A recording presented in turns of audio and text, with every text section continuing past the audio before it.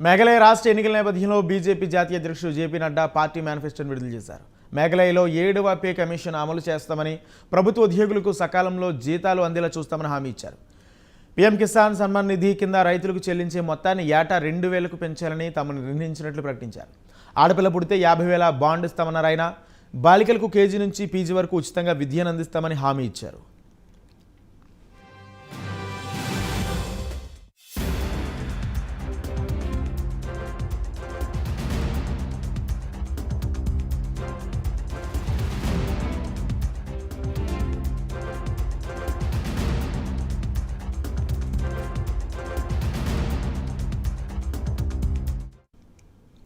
వితంతువులకు, ఒంటరి మహిళలకు సాధికారత కోసం ఏడాదికి 24,000 రూపాయల ఆర్థిక సహాయం అందించే పథకాన్ని అమలు చేయనున్నట్లు తెలిపారు. ఉజ్వల పథకం లబ్ధిదారులకు ఏటా 2 ఎల్పీజీ గ్యాస్ సిలిండర్లు అందిస్తామని బీజేపీ తన మేనిఫెస్టోలో పొందుపరిచింది.